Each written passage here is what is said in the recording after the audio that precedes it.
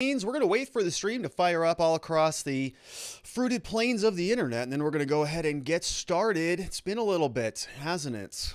It's good to be back. Well, it looks like we're just about live and well, so let's get started. Hello, my friends, and welcome back to yet another episode of Watching the Watchers Live. My name is Robert Gruler. I am a criminal defense attorney here at the R&R Law Group in the always beautiful and sunny Scottsdale, Arizona, where my team and I, over the course of many years, have represented thousands of good people facing criminal charges. Throughout our time in practice, we have seen a lot of problems with our justice system. I'm talking about misconduct involving the police. We have prosecutors behaving poorly. We have judges not particularly interested in a little thing called justice, and it all starts with the politicians, the people at the top, the ones who write the rules and pass the laws that they expect you and me to follow, but sometimes have a little bit of difficulty doing so themselves. That's why we started this show called Watching the Watchers, so that together with your help, we can shine that big, beautiful spotlight of accountability and transparency down upon our system with the hope of finding justice. And we're grateful that you are here and with us today. Been a couple days. We didn't have a show on Friday because I was in the middle of the Arizona meltdown, something that many of us here are still suffering through. But it was something we are going to talk about because we're going to get into that today. There is a heat dome, something that I've lived in Arizona my whole life, and I've never really known this was a thing. But we have a heat dome that came through Arizona, and we're going to talk about this in the context of the border crisis because we've been following this for some time. We've been saying that this was about to happen, that once things started to heat up, we were still seeing this migration coming across the southern border of the United States. Well, lo and behold, we are now seeing images of what these migrants are going through. So we've got some photographs of a U-Haul filled with people that are being trafficked across the border, and it's a horrendous thing. And so now governors are starting to take some action. So we're going to check in and see what's happening there. We've got Governor Abbott who's taking action, who is actually saying that he's going to start funding or raising funds to support a border wall there in Texas. We've got Ron DeSantis now is saying that he's going to start sending some law enforcement support to Texas and Arizona. And so there's a lot of activity taking place on the border. We're going to get into that. We're also going to talk about a very interesting story here. It involves a potential Chinese spy, or at least somebody who is defecting. We're talking about a guy by the name of Dong Jingwei, and allegedly he used to work for China's Ministry of State Security, which is sort of like, you know, the CIA type of a bureaucracy over there. And the story may go that he actually is here in the United States, allegedly picked up, landed here February 2021, and there's a lot of interesting things surrounding this story. So we're going to take a look at what's happening on Chinese Twitter, because now that there may be some indications that the Chinese just lost one of their top counterintelligence officials, they're trying to put the rabbit back in the hat. And we're going to take a look at this story. Very interesting stuff. Then we're going to finish up by talking about a couple case updates. We now have a memorandum from the Michael Avenatti case. Remember, Michael Avenatti was somebody who allegedly was going to dethrone Donald Trump, run for president. He was sort of the second coming for many people on the left wing of the aisle. And so now he is being sentenced for his extortion scheme involving Nike some time ago. So we're going to check in on that. And then another case that we followed closely here, Mark and Patricia McCloskey. This was the couple that had the sort of the guns out there in front of their mega mansion as some of the rioters breached the gate, the security perimeter, and then sort of walked down the street in front of their mansion. They came out with guns. Everybody, I think, in that situation was being very dramatic, but lo and behold, they got charged with a crime. And then they actually pled guilty, which was something that was kind of surprising. So we are going to go through that story, and we've got some pictures from Mr. McCloskey. Went out there and bought a new AR-15 just to sort of, you know, rub salt in the wound. And so that's, you know, good for him. Now we're going to finish up with Congressman Donald Payne. We were going to talk about this on Friday before the sauna came into effect here. And it was a very interesting Zoom meeting that took place last week. Congressman Donald Payne was in a budget committee, and he showed them what he thought of the budget committee. And I actually think this man is an American hero. So we're going to talk about Donald Payne here in a minute. And I want you to be a part of the show. So if you want to participate, the place to do that is by going over to watchingthewatchers.locals.com, which is our separate community where we do other things. We've got actually a monthly meetup coming up this Saturday, going to take place at 7 p.m. Eastern time on Saturday. I'm going to get a new registration form out over there, so that is coming down the pike. But we also have a place where we can, leave comments and share and participate in a live chat taking place right there at watchingthewatchers.locals.com. So there's a live chat right now. If you want to ask a question on any of the topics that we're going through today, please feel free to do that. And of course, when you sign up over there, you do support the channel. You, of course, know here on YouTube that they are not happy with us. So they have demonetized us a long time ago. And so your support really goes a long way. I also have some other channels down in the description below. Of course, we have our law firm here, the R&R Law Group. So if you happen to know anybody in the state of Arizona facing criminal charges, we would love a referral from you. We'll take very good care of them. That is really what we're passionate about. So, all right, enough of that. Let's get into the first story of the day. We're going to start not talking about the border. We're going to talk about China. New rumors are surrounding the international espionage scene. We're talking about a potential Chinese defector, somebody who was very high up in the Chinese bureaucracy. In fact, it's sort of analogous to the CIA over there. And the story comes from Spy Talk, which is a very fun new website that I'm enjoying spending time on. Spy Talk is saying that there is a rumor that a high-level Chinese defection occurred. They're saying that the guy's name is Vice Minister Dong Jingwei. So we're going to go through this, and we're going to spend a little time going through Chinese Twitter. So it says here, State Security Vice Minister, guy by the name of Dong Jingwei, would be the highest level defector in the history of the People's Republic of China. And so this article goes through, it was written last week, but we're going to walk you through, we're going to step through this. So we're going to go through this, the initial rumor, then we're going to take a look at another former Chinese Ministry Secret Service person on Twitter. And what we're going to notice is that a lot of Chinese Twitter, I'm just going to kind of bucket it label it all in that bucket. They're doing some deep dives on this. They're trying to get to the bottom of this guy. Who is Dong Jingwei, and what is China doing as a result of this defection? So you can imagine if we have a defection this big, we've got a lot of questions, especially coming on the tail of COVID. A lot of time has been spent asking ourselves, did the coronavirus emerge from Wuhan lab, Institute of Virology, or is this something that emerged from a bat out of a cave in China somewhere? So let's go back to this. We're going to go and we're going to do some background work here. Dong Jingwei apparently defected in mid-February. So earlier this year, flying from Hong Kong to the United States with his daughter, Dong Yang. We're gonna dig in. Dong Jingwei supposedly gave the U.S. information about the Wuhan Institute of Virology that changed the stance of the Biden administration concerning the origins of the COVID-19 pandemic. So they're saying this happened about mid-February, and we've all kind of noticed that, right? Wasn't there a transition sort of very recently where previously, if you came on YouTube and said something like, well, I think that the virus escaped from the Wuhan Institute of Virology, you were a conspiracy theorist, you were somebody who was spreading dangerous misinformation, and theoretically, you could have even been banned or thrown off of Twitter or YouTube or Facebook. This was happening all over the place. And then something kind of just happened, like a flip switched.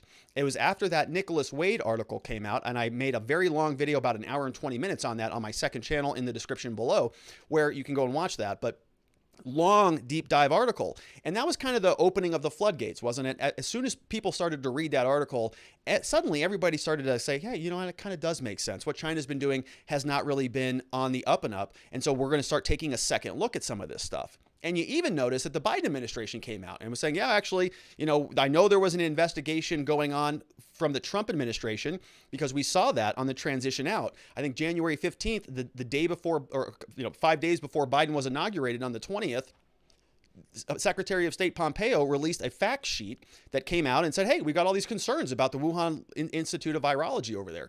So we knew it was coming. Biden came in, apparently put the lid on that investigation, but then opened it back up. And the timing kind of matches, right? That he landed here in mid-February, apparently communicating sometime in March, and we started to see a pretty strong pivot right around that point in time. Now, you can talk about it on YouTube. I made a video about it a month ago on my second channel, and a lot more people are talking about it. You still can't say certain words like, therapeutic words, like if you're going to ingest a pill in your mouth. The other people like Brett Weinstein and some others are still getting sort of that dangerous label on here. But my point being is that the public acceptability of the discussion has definitely changed, and it coincided kind of right about the same time this guy landed. So Spycatcher, Dong is or was a longtime official in China's Ministry of State Security, also known as the Guanbo. His publicly available background indicates that he was responsible for the ministry's counterintelligence efforts in China, so catching spies, and since being promoted to vice minister in April of 2018. If the stories are true, Spy Watch says, Dong would be the highest level defector in the history of the People's Republic of China. So as I mentioned, we're going to go over to this fella here. This guy's name is Lian Chaohan, and he is somebody who is on Twitter. He's got about 90,000 followers, and he tweets mostly in Chinese, in Mandarin. You can see here this is translated by Google from Chinese, but if you read what the translation says, it says lawyers, human right worker. He is a vice chairman, once worked in the Ministry of Foreign Affairs of the Chinese Communist Party and the U.S. Senate. So he said this tweet aims to share information. And so this guy has sort of been the first person who kind of brought this up. And I want to go through his tweets because he's been tweeting all weekend about Dong Jingwei and about the Chinese government's response. And so, obviously I'm going to guess that he is still not in China, but because he used to work there, vice chairman, Ministry of Foreign Affairs, Chinese Communist Party, all that stuff, that he's very well plugged in. And he's probably still, very, very up to speed on what the response would be from the government in the event that an incident like this happens. So he's giving us some guidance. He's kind of just walking us through and giving us his perspective on what the Chinese Communist Party is doing in response to this. So here is his first, one of the first tweets that I saw. Here's what he said in Mandarin, of course, translated. He says, Dong Jingwei information update. Says, I transferred the gossip sent by a friend, and it seemed to have alarmed the mainstream media in the United States. And this is where I first caught it, and so did Spywatch. So he sent something, it's just gossip sent by a friend. So the reporter says, well, what was going on? He says, I truthfully answered that it was an unverifiable gossip sent by a mainlander. Okay, so he's just saying it's just a rumor right now. He says, before my Twitter specifically talked about it. So American reporters could not confirm this either. Okay, so what he's saying is, they're reaching out to me. I got contacted by somebody in the mainstream media. I transferred gossip over to them. They're communicating about it. So basically he's saying, he's sort of saying that I kind of heard something was going on over here, and they're also hearing something is going on over here. And so they reached out to me to corroborate this. And he says, I'm kind of hearing the same thing too, but I'm just letting you know it was a rumor. And so it's like both people bump into each other and they're like, hey, what are you doing here? What are you doing here? And they both go, okay. Well, let's compare notes, shall we? And so they say what Chauhan says is the American reporters could not confirm this either. The gossip of the party state, he says, which would be China, is flying all over the sky. He says it's a sign that the rain is coming. And he links over here to the Daily Beast. Daily Beast is all over it. It says rumors of a U.S. secretly harboring a top China official swirl. So mainstream media now has sort of a catch on it. So then over near the end of last week, then this was a rumor that was flying around. And then redstate.com, which is sort of, it's a right organization, but they confirm this stuff with their own sources. So we see the media sort of poking their heads around. Then suddenly we get boom, confirmation. So over from Red State, we got Jennifer Van Laar doing excellent work over here. She posted this on June 18th. Says breaking, Chinese defector's identity is confirmed. And this is where we get the name Dong Jingwei, formally corroborated by a U.S. source. Says we now know the name of the Chinese defector, working for the Defense Intelligence Agency here in the United States, working with the DIA for a few months, and what his position within the Chinese military and the government was. Red State sources confirm the defector is, in fact, Dong. Okay, so the rumors that were spread by Chauhan now are sort of being corroborated here. It is, in fact, Dong. We have the U.S. media that was poking around. We got Jennifer Van Laar has a source. We now know it's Dong. That he was in charge of counterintelligence efforts in China. That he flew to the United States mid-February, allegedly to visit his daughter at a university in California. And we're going to talk about this too. Something that I'm learning more about China. There's this plan called the 1,000 Talents Plan, which is very interesting. I got a clipping of that as well, because you start asking yourself, well, that's weird. What is the counterintelligence minister, like the top spy guy in China, doing sending his daughter to a university in California? If you're sort of in espionage, if you're, Jack Bauer and Jack Ryan and all of the other Jacks out there that are master spies, well, you kind of want your loved ones close to you, don't you? You don't want to send them into the heart of the enemy, the United States, those capitalist, pigs.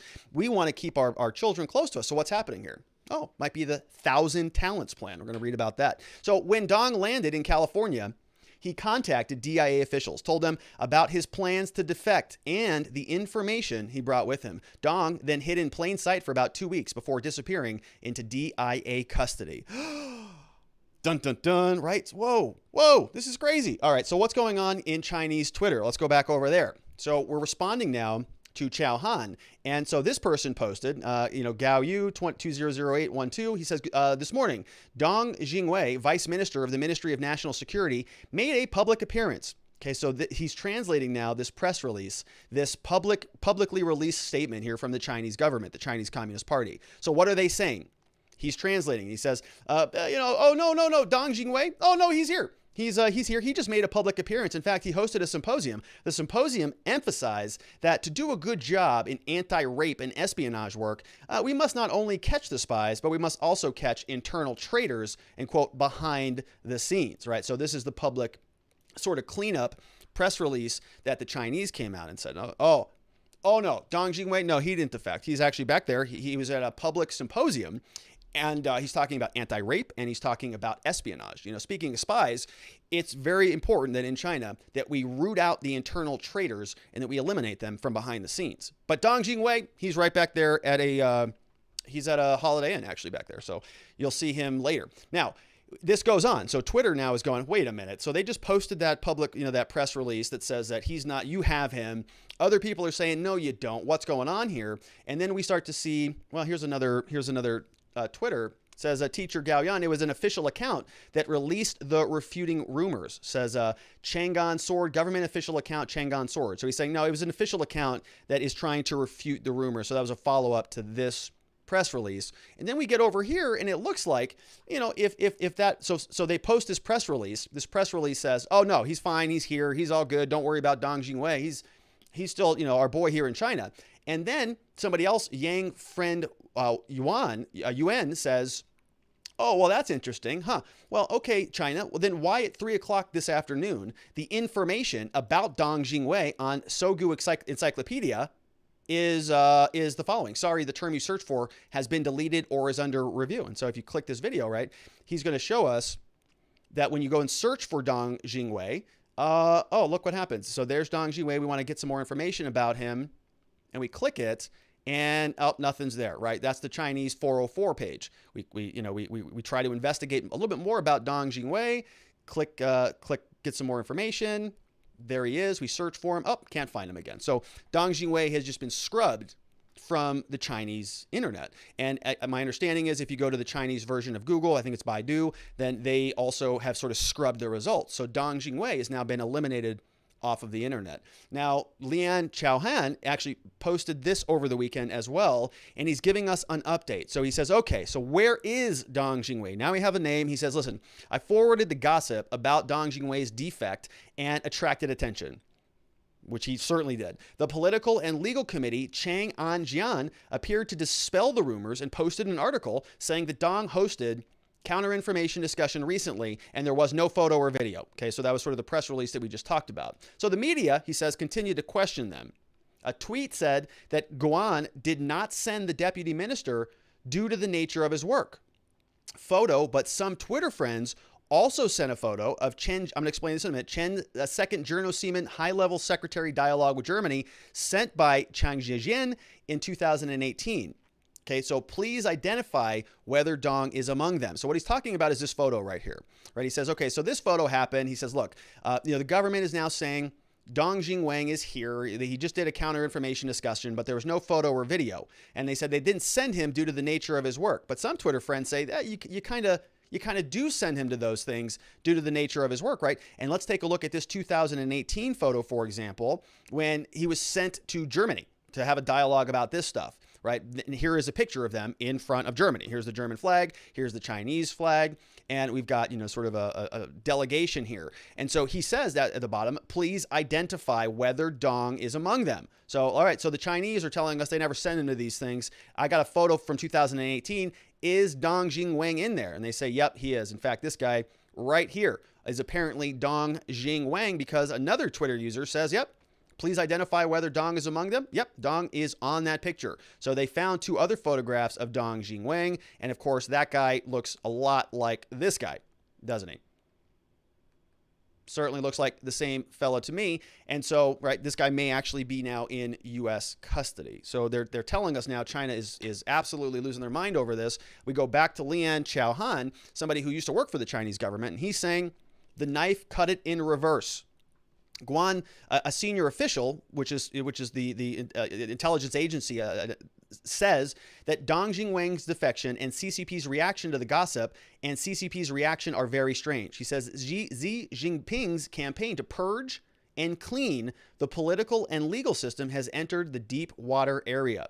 It will be investigated for 20 years to eliminate, quote, the horse of the black sheep, festering in pus, he says, using family law to eliminate dissidents in the political and legal departments, making everyone feel insecure. He says, I hope that the knife will cut back.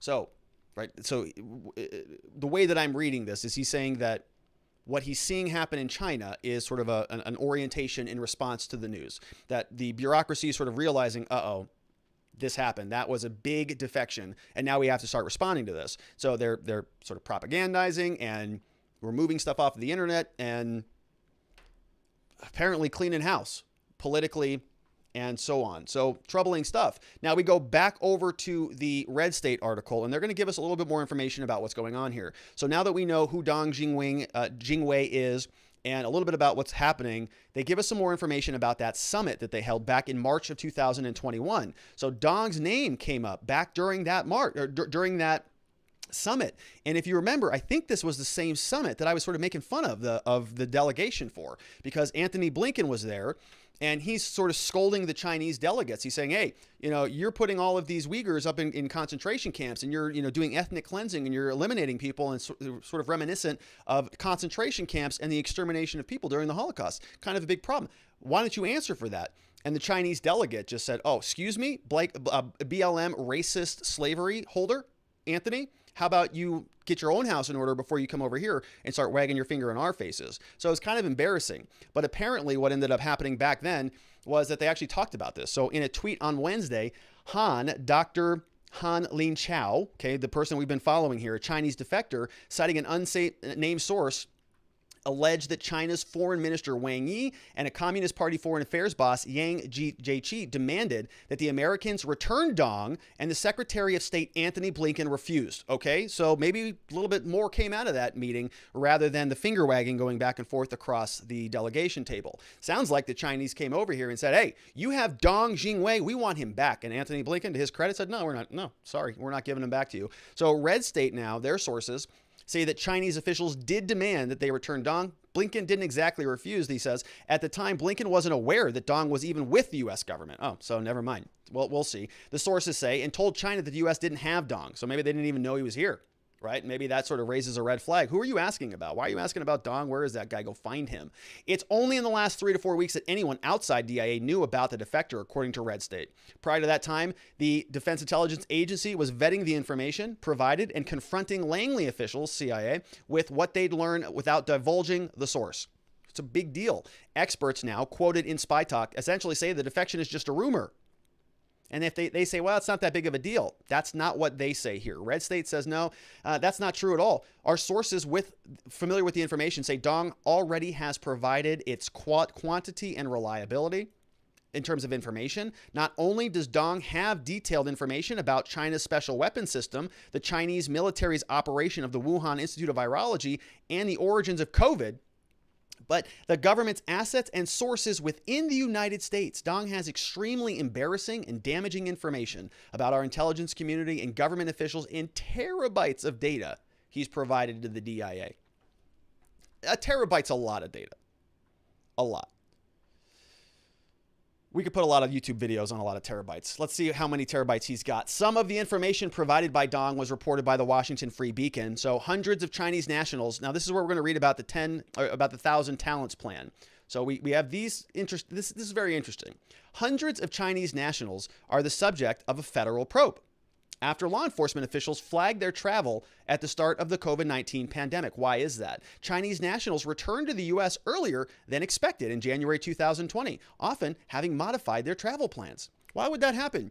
January 2020, stuff's kind of going on around the world. You've got all of these Chinese nationals that are over in China, and they're saying, we got to get the hell out of here. America, we're coming back early. They did. They modified all of their travel plans and they start coming back in large swaths. The episode is recounted in an internal report circulated among various law enforcement agencies. It surmises that the Chinese students returned to the U.S. earlier in order to avoid future travel restrictions caused by COVID-19. They knew it was ripping through there. They needed to get out of there before it happened. Team examined 58,000 inbound, identified 396 individuals whose return travel was scheduled after but returned earlier in January. All right. Now, this is what they're telling us. The Free Beacon says that U.S. intelligence officials have not come to a conclusion about whether the students are being investigated as spies. Red State is told that whether or not one of them wants to use the term spy, those students are sent back specifically to the U.S. with specific information gathering directives with the purpose of helping Beijing understand the U.S. government's response to the pandemic at a much deeper level than they could through publicly available documents.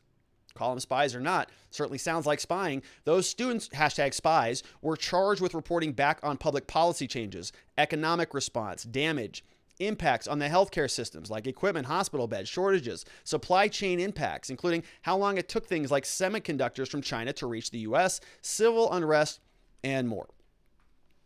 There is a plan. This is not something that is sort of a conspiracy theory. Okay, there's actually a plan called the 1,000 Talents Plan, and it has a seal and everything. In fact, there's a Wikipedia page, and it looks like this. The 1,000 Talents Plan. This is a plan coming out of communist China that was established in 2008 by the central government of China. And why did they do it? To recognize and recruit leading international experts in science, research, innovation, entrepreneurship, etc. Both the U.S. and Canada have warned that China intends to use scientists who are involved with this plan to gain access to new technology, economic, and military advantage, right? So it's not like, oh, we just want good students, well-rounded, diverse students, you know. We've got a lot of diversity here in the United States, and we're getting a lot more of it, even if we don't necessarily want their version of that. So the Chinese say, oh, yeah, we're just going to, it's to make sure we have well-rounded students. Yeah, right. They're infiltrating all of the different little tentacles of American society with the sole purpose of reporting back to China. This is the part of the 1,000 Talents Plan. You can call me a Chinese, alarmist, but I think it's pretty alarming, damn it. It says the program grew out of the talent superpower strategy of the 17th Congress in China. They elevated the program in 2010 to become the top level award given throughout the country. In 2019, the program was rebranded to become the official representative body for program participants. So the 1,000 Talent Plan, let's see, it's the highest award, and the program has been praised for recruiting top international talent to China. And they're saying they're kind of ineffective at retaining it. So they've got all sorts of, programs to send people out of China, go get educated elsewhere, bring them back to China. And when they come back, not only do they have the education they received elsewhere in the world, but they also have a lot of very important information about their economics and infrastructure, and maybe some things that are happening behind the scenes, let's say in the U.S. government, if they work for the government, at academia, if they work in academia, and research projects, if they work in different labs and different things throughout the world. So kind of a smart plan, and they're in full effect. And even Dong Jingwei's daughter apparently was in California, sort of doing something very similar to that. So Red State now leaves us with some questions and maybe some information about what Dong Jingwei actually brought across with him. Let's take a look at some of this information. So first, they say he's provided the DIA with the following information: early pathogenic studies of the virus we now know as COVID, models of predicted COVID-19 spread and damage to the U.S. and the world. Yeah, because if it was, let's say, hypothetically a bioweapon, well, you'd want to model it. You want to see how this impacts the rest of the world. They've also got financial records detailing which exact organization and governments funded the research on COVID-2 and other biological warfare. We've got the names of U.S. citizens who provide intel to China. That'd be nice to see. We got names of Chinese spies working in the U.S. or attending U.S. universities. We have financial records showing U.S. businessmen, public officials who've received money from the Chinese government. Would love to see that list. That would be very nice. I could speculate and probably be pretty accurate on that, but I would like to see the official docs. Details of meetings U.S. government officials had with Chinese spies and members of Russia's SVR. We've got how the Chinese government gained access to the CIA communication systems, leading to the death of dozens of Chinese people who were working with the CIA. That's pretty good information trove there. Dong has also provided them with copies of contents of the hard drive on Hunter Biden's laptop. Oh, great.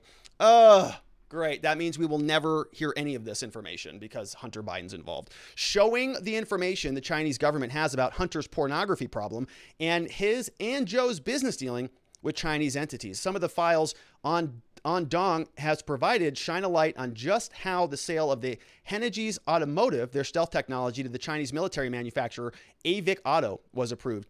So the list just goes on and on. Very interesting story. I would encourage you to go check out spywatch.co if you want to follow along, or of course, subscribe to this channel because we're going to keep following this as it continues to unfold. Let's take a look at some questions coming in hot from over at watchingthewatchers.locals.com. First up in the house, we've got LT13. Good to see you, LT. Says Dan Bongino did a show on this, and the guy has Lawmarker's name on his laptop that funded all the things, aka Swalwell. That name is my assumption. Dan did it. Yeah, Dan Bongino. I don't listen to him. Didn't he take over Rush's show? All right. Thank you for that, LT. I'll take a look. We got Three Girlies is here. Says, I really hope this rumor is true and corroborate what Dr. Li Mengyan has already given us. She has already gave proof this rumor is true. His info would make it stronger. Yeah, we got to make sure that information sees the light of day. But that's my number one concern here. You know, the government is very invested. They got their heels dug in on a lot of this stuff, as do a lot of people in the media. I mean, did you see Jon Stewart and Stephen Colbert when they start talking about this potentially being a lab escape? Colbert's his brain short-circuited. He didn't know what to think or say about it. And there are many people like that in this country who are not necessarily open to an alternative explanation. So we might be seeing some serious cognitive dissonance coming in. All right, last up on this one, we've got Want to Know. Says, with Feinstein, Kamala's husband and California politician, a lot of mainstream media spying and lobbying for China. China knows everything, probably more than you or me. Yeah, I mean, it's like, does China even have to try that hard? I mean, for some of these agencies, I mean, a lot of what we hear about related to China is mostly sort of, I think, coping with the fact that they're sort of somebody we have to deal with. It's sort of like, well, you know, they could always be doing better, but they got a big country, and sort of making excuses for them all the time. The only person that really came in with really tough talk on China was Trump. That's it. I mean, everybody else is sort of just, you know, middle of the road, bunch of wafflers here. And so, you know, I could imagine a situation where the U.S. government has some things that are very much in alignment with Chinese interests. Okay, if they both bungled COVID response, if the U.S. was funding China, for example, and they both have their hands in the pot, and they both got caught with their hands in the pot, maybe they both just say, well, listen, we're just going to kind of turn the volume down on this one a little bit, let this whole thing blow over. You know, the U.S. government and the Chinese government, they have a lot at stake here in terms of their legitimacy. If both our governments are complicit in this disaster that has overtaken the world, well, there's going to be a lot of angry people about that. And so when you have, you know, it's kind of the enemy of your enemy is your friend type of a thing. Maybe that doesn't fit. You get the point. All right, great questions. All of those came over from watchingthewatchers.locals.com. And I want to remind you that if you happen to know anybody in the state of Arizona who's been charged with a crime, we've got a great law firm here that can help solve that problem for them. So our phone number is right down there, 480-787-0394. All the links are in the description below. And of course, I want to share with you my new platform here at gumroad.com/Robert Gruler. Got some offerings down there that are available for your participation. I want to highlight this one here. Law enforcement interaction training. Did that a couple of weeks ago, or last weekend, I think it was. Had a lot of fun with that. So check that out at gumroad.com/Robert Gruler. All right. So we're going to move on into our next segment. And yeah, so we're going to be talking about the border. It has been hot here in the southwestern United States. So hot, in fact, it looks like this. Kind of looks like something that's kind of burning on the stove.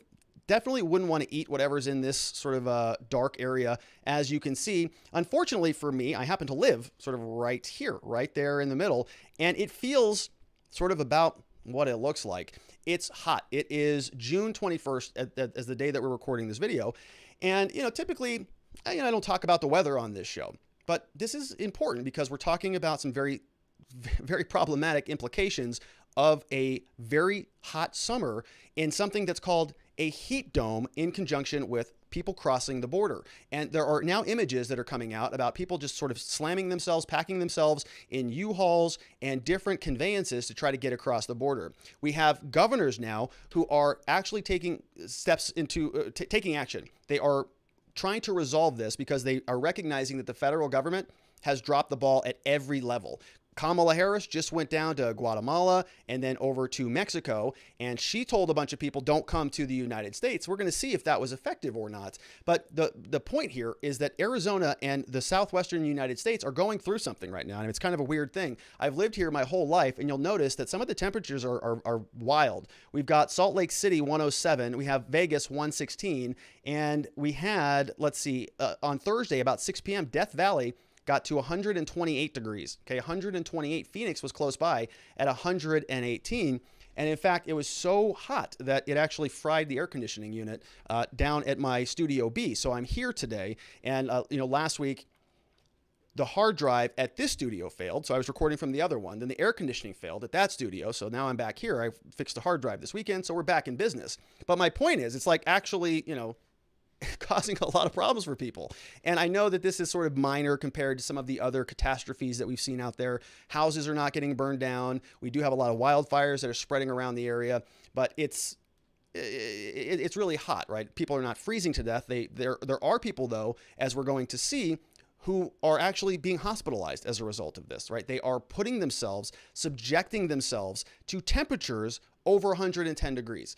123 degrees in some places. And so I've lived here my whole life, never quite heard about a heat dome, but I want to show you what this looks like.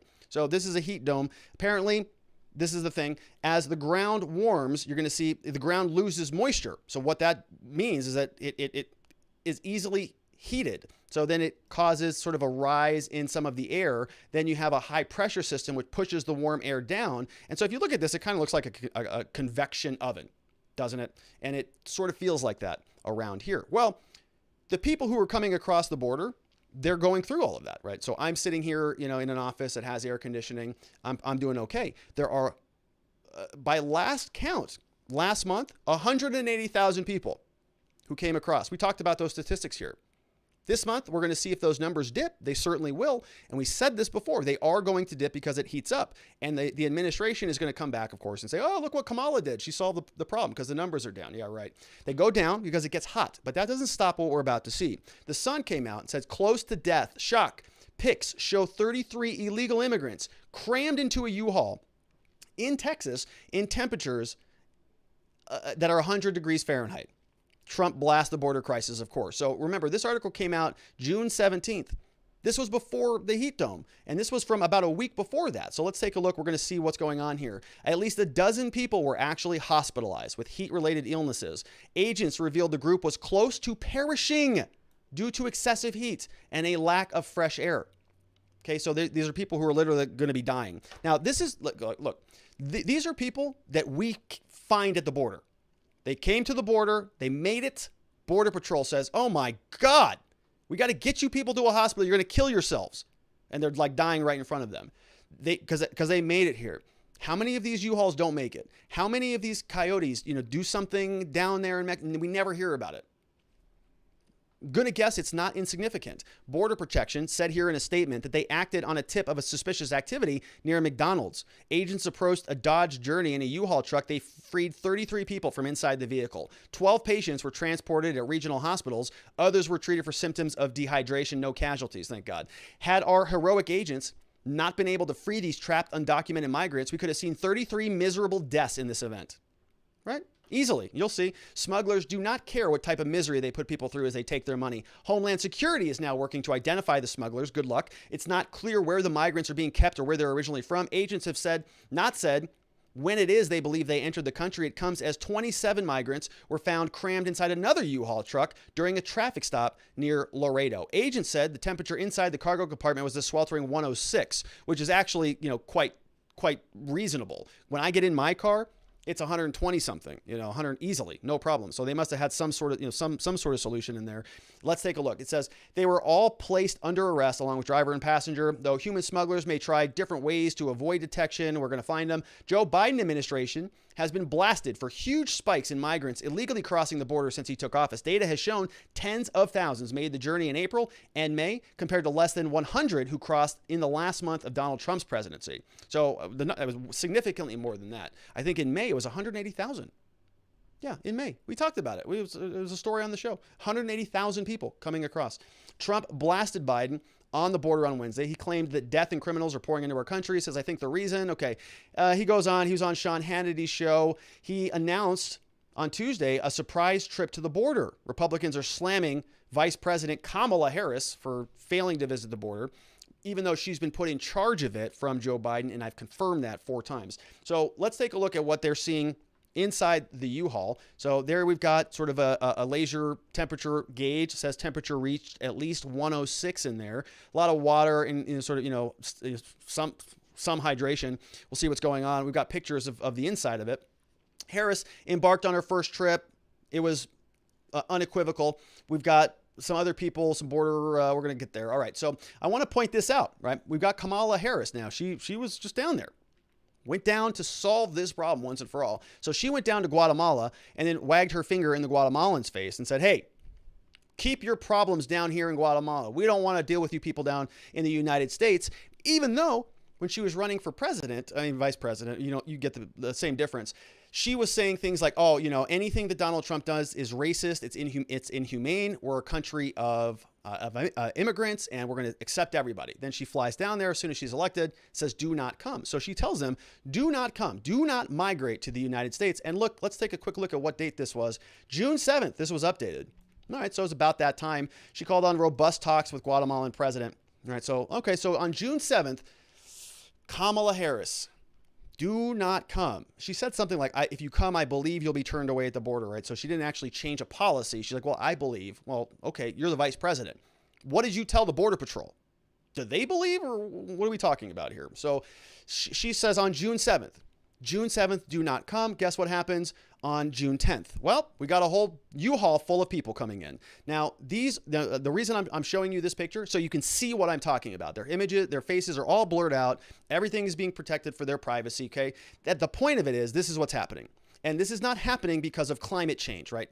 Kamala Harris went down there and said, well, we've got to address the root causes of economic, whatever. This is happening because her administration has made a very, very strong policy change saying that you can come into you can make your move here, and you can wait in the United States. Donald Trump remain in Mexico. You can come and apply for asylum, but you can't come across the border. They changed that because the last we heard, that was a very racist, xenophobic thing that Donald Trump did. So that policy changes. Suddenly there's a floodgate of everybody wants to come across the border because the Biden administration in the months leading up to the election said essentially you're welcome here in different words. And then as soon as they got into office, they actually changed the policies that orchestrated the momentum shift. Now they're trying to clean up the mess. Kamala Harris walks down there to Guatemala and says, don't come. 3 days later, U-Haul full of people coming. So what's going to happen? Why are they coming? I thought that they listened to her. I thought that the queen, Kamala Harris, the border czar, who was put in charge of this by Joe Biden, was going to solve this problem. Are you telling me that she went down there and gave a speech and that everybody just didn't bow to her and say, oh, got it. Thanks, Kamala. Thanks for telling us not to come. I guess you're right. We're going to stay right where we are. Thank you. No, her and Joe Biden have the exact power to change some of these policies, but they're not going to do it. They're not going to do it because we've got some American people here who say, well, those policies are racist, and they don't necessarily know. This is what happens when you have these policies. This is exactly what happens. You are causing people to put themselves in harm's way and kill themselves in order to get here because they have this belief based on your own stinking statements and your own administration's actual policies that are causing them to come. And you're going to just say that this is a humanitarian thing. Here's another 27 migrants, right? All filled up in the back of a U-Haul in Texas. We've got this one over here. Here's another one crammed in to the back of a flatbed. Folks,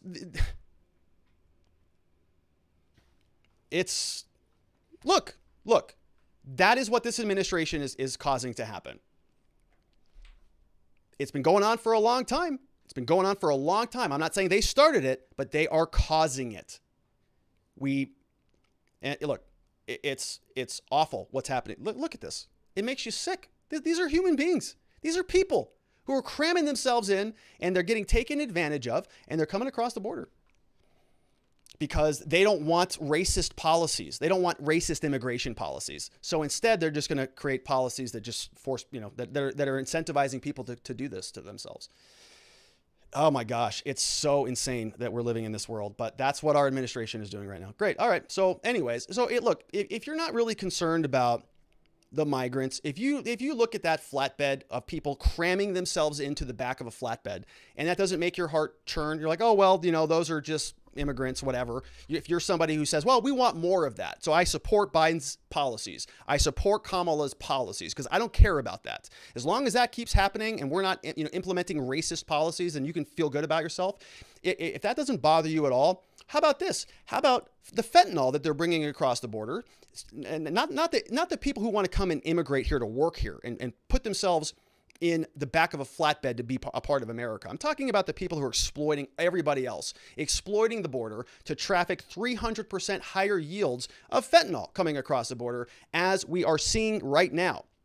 According to Adam Shaw over at Fox News, apprehensions of fentanyl at the border were nearly 300% higher than last year. Numbers come from May. Another indicator of a continued crisis at the border. 951 pounds of the deadly drug, which can be fatal in tiny amounts, they were seized at the border in May.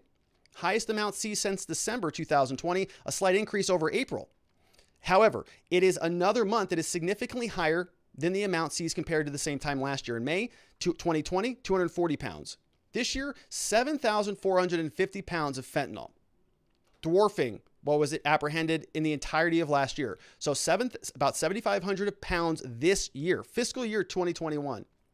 Last year, only 4,700 pounds. Okay, fentanyl is so deadly, folks. Okay, I meet with a men's group. We talk 12 steps, we talk recovery all the time, and this is a dangerous molecule. I'm not seeing people come back to meetings again after playing around with this molecule. It's not a good one. Coming across 300% higher than last time. And guess what? Guess where those drugs are going? Well, it's just ripping through the U.S. workforce, just killing people all over the place. So here from the Portland Press Herald, it says opioids are behind about 3/4 of the overdoses, according to Wednesday's data from the U.S. CDC. CDC comes out and they say, hey, before COVID-19, before that pandemic, there was the drug epidemic. Relentless Toll added 90,000, almost 91,000 deaths in the U.S. through the year 2020, November 2020. A grim number obscured by the 600,000 COVID deaths. After the virus transfixed the nation, drug crisis spread to largely untouched parts of the country, exacerbated by the recessions and the millions of job losses. Not only stores and restaurants shuttered, counseling services, they went online. Inpatient clinics closed, mobile clinics pulled back. AA meetings went online. All of the sort of the 12-step recovery work that was taking place day in and day out on all the different churches and meeting forums, meeting halls throughout the country, all just kind of came to a screeching halt. We took our men's group online ourselves, right? We do Zooms now because we have some elderly people in it. So it's happening all across the country, and people are relapsing and dying. Before the pandemic, U.S. unemployment hit a century low of 3.5%. Now, almost 8 million people not on payrolls. Joe Biden administration, they're seeking full employment, but the goal is going to be daunted as we can confront a workforce more addicted than ever. This stuff just keeps spiraling. People are we had a public health crisis that then created a mental health crisis, and we're going to be dealing with that for a very long time. Now, the governors, as I mentioned, they're doing stuff about this. So Governor Abbott, Greg Abbott, over from Texas, came out and says that they are going to make a $250 million down payment for the border wall. Adam Shaw over at Fox News wrote this. He accused the Biden administration of abandoning its responsibility. He says Texas now is going to build a border wall in our state to secure the border. $250 million down payment going to begin the project, allowing the state to hire a project manager, get the task underway. He said it would be built on a combination of state land and donations of private land, partly funded by donations. He says, my belief based on the conversations I've already had, a lot of support to do this. We're going to have volunteer land. It's going to yield hundreds of miles to build a wall in the state of Texas. Dallas reported that the down payment will come from the state's Department of Criminal Justice. Okay, right? It's like, hey, if they're bringing fentanyl over and you've got huge bloated law enforcement budgets for the drug war, well, okay, go use that at the source then. Why are you stopping little Johnny for, having some marijuana on him, whereas you could just go find the real people who are bringing the bad drugs into the country if you want to go fight that drug war, rather than stopping people for traffic tickets? Might be a better use of law enforcement money. Now, we also have DeSantis, who's jumping into the fray. DeSantis is sort of out there just swinging for the fences. He says he's also going to send Florida police officers over to help Texas and Arizona. So not a lot of specifics here, but we'll see. Says he's going to send them over. Made the announcement during a news conference in Pensacola. Arizona Governor Doug Ducey sent a letter last week to governors of the other 48 states requesting assistance in battling illegal immigration at the border with Mexico. So our own governor saying, hey, please help us. Okay. Federal government, hello. Okay. Can anyone else help us here? Details on the number of officers that will be deployed and where they're going. Of course, all of that is still up to be determined, but we'll see. Yeah, at least the governors are doing something. And I think this is one of the nice things about our system is that we have different jurisdictions. We have overlapping jurisdictions. If the feds don't want to act, all right, we can do some stuff locally. So we'll see where that goes. Now, all right, the border's continuing to be a mess. Makes my heart churn. Let's take a look at some questions. We've got NY Renal MD in the house. Says, I feel your pain. 120 in Palm Springs on Sunday. Today's a chilly 107. So, Doc, I can't believe you're in Palm Springs then. I saw that, actually. I saw that because I've been to Palm Springs several times, drive through there all the time when I go out to Orange County. And it is typically not 120 degrees. So the fact that Palm Springs was sort of hotter than Phoenix was a weird thing. I'm thinking, wow, I thought we were melting here, but apparently we're not. Palm Springs is worse. We've got Want to Know says, for Kamala to solve the border crisis, why doesn't she try going to the White House? Do you think the government of Texas and Arizona are going to build a wall? Hot for construction? Can they use leftover materials? How does the Fed land ownership work? Or is this just nice talk? Florida, give them officers and help. So you got a lot of questions in there, Want to Know. And I love that because you just sort of stack them all in there. Candidly, I think that a lot of this is sort of political posturing. I mean, I think it's nice that they're calling attention to these issues. I think that it's nice that the governor is sort of making a big stink about these in different parts of the country because it is a problem. I don't know. I've never lived anywhere but Arizona. I lived in Mexico for 3 months, but that's about it. But I don't know what the border feels like if you live in Washington or Oregon, or what it feels like if you live in Ohio, right? Or someplace in the East Coast. I don't know what it feels like, right? Because you're so far removed from it. But when you're here on the border, it's sort of like the biggest issue. It's kind of been one of the biggest issues my entire life. And I just don't know. I think the problem is sort of bigger than any one state or even an amalgamation of states. I would like to see the states absolutely claw some power back from the federal government. It's not the federal government's to begin with. And the states have just kind of been like, well, we want that money though. So, I guess we'll do those awful things that inhibit people's freedom and liberties in exchange for that money. We love that government money down here at the state level. But if we can sort of, extricate ourselves from that and just say, we're going to be more self-sufficient, keep all of that. We're not following your rules. And if you want to enforce your rules, come and enforce them. Just like what's happening out of Missouri. It says, no, if you're going to pass federal firearm legislation, you got to enforce it. We're not enforcing your garbage laws here in our state. We're not going to use state resources to do it. And so, I think with the border, it's going to be something similar to that. You're going to have a bunch of states that want to solve it, but it really is kind of a federal issue. It's the federal border. They have carved out some very, very strong jurisdictional trappings that make sure that they maintain control of that. So I'm not sure that it's going to go anywhere, but it is certainly calling attention to it. So we'll see. We got Sharon Quidney's here in the house, says, how many people are going to have to die before these people admit they made a mistake and abandon their commitment to Trump derangement syndrome? That's a great point, right? It's a great point, Sharon. Gosh, that's such a good point.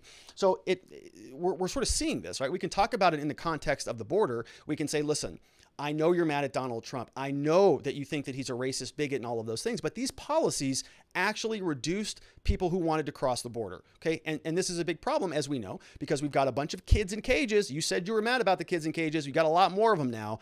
So maybe we should kind of just, look, I know, just say mea culpa. Let's go back a little bit. Let's say, hey, Donald Trump was wrong on everything, but he kind of had that one right. Or just fake it even, just sort of modify it a little bit and get Brian Stelter out there and he'll come in, he'll sell whatever you do. So that's fine. Just do it, because we don't want to see more people killing themselves, getting raped, being trafficked, being assaulted, being robbed, being murdered on the journey up here.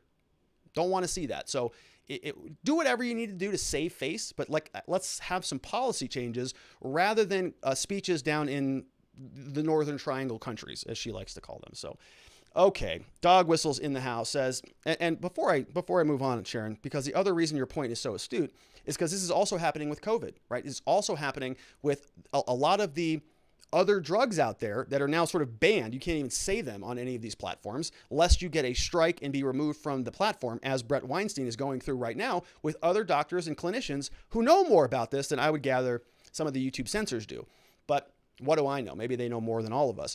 But let's say this. Let's say, had they maybe not had so much of that Trump derangement syndrome, like where everything he says, they have to pick the opposite, which I've always criticized. I've always said that people who just bundle their opinions, they're kind of doing a disservice to themselves. If every time Joe Biden opens his mouth, I go, that's kind of a disservice. Sometimes he says some things and does some things. I can go, okay, it's a pretty good point there, Joe. Appreciate that, right? Like let's sort of take the good and use our minds when we're actually analyzing these politicians rather than bundling ourselves into one particular ideology. But what happened with the COVID stuff, Trump comes out, says it came from China. Everybody in the medical establishment says, no, it didn't, you racist. And you go, what? Maybe it did. Can we have a conversation about this? So how many people died as a result of that? How many people died by not mentioning these other pharmaceuticals that may or may not have some therapeutic effects, or at least are worth discussing and allowing people to make their own decision based on their own risk management analysis? Didn't even do any of that. Now, because we can't actually enact border policies that make sense logically, because the border itself has been politicized.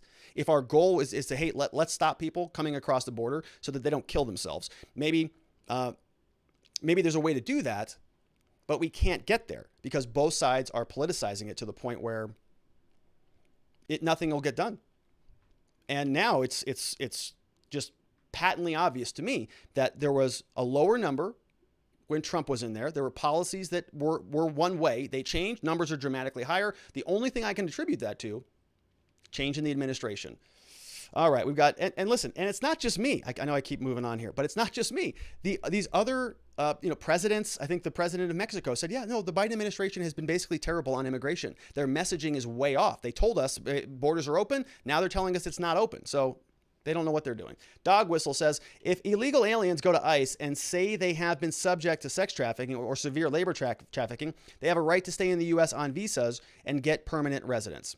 All right, so I can't speak to that. I don't do immigration law, and I know that immigration is sort of in flux right now. I think even people who do immigration law are dealing with the changes because there are so many of them happening quickly. But I'm sure that there are certain steps to take that give you a higher likelihood of remaining in the U.S. because that's just how the law works. We got 3 girlies in the house. Says they have people from the U.S. that are helping these people with rideshare companies, something like $1,000 a trip. Oh my gosh. They just caught 2 U.S. Army soldiers transporting illegal immigrants across the border. These people, man, they're just getting exploited. It makes me sick. It makes me so mad. These people cramming themselves in cargo containers. It's the worst. Sharon Quinney says, this is an atrocity, a humanitarian crisis, the like of which we haven't seen, I don't think, for decades. It's right on our border. I mean, look, I've grown up in Arizona. I've seen a lot of these types of pictures. Typically kind of not what we're seeing now, right? We're getting notifications here in Arizona that our local governments are sort of contracting with the feds, and we've got I got a new notice that the city of Scottsdale now is doing something with that. They're trying to find facilities to house people. So all of this is kind of new, and we're starting to see a higher uptick of this stuff. And 180,000 people, 300%, and the whole thing is absolutely exacerbating. It's getting worse, and at this stage, it's like, man, I've been seeing pictures like this for like 30 years. What the hell is going on here? Why is this continuing to happen? And all right, I got to get going on this. It's a great question. I could rant all day about it. We've got next up, Soledad Viking says, as you know so well, this U-Haul transportation is not new. Yeah. Every day they come in similar circumstances, truly devastating loss of life. And yes, the present administration is increasing the flow and not disincentivizing this. Yeah. Yeah, you're exactly right. It's not new. They have been coming. I've seen people, folks. I've seen images of people. You can find this stuff on the internet. It's not anything new, but people who actually will cram themselves into compartments in a car. And I'm talking about like take the dashboard off the car and put a kid in there and then put the dashboard back on. And the Border Patrol, pulls a car out and starts pulling panels off, and you've got people just sort of, stuffed into vehicles and stuff.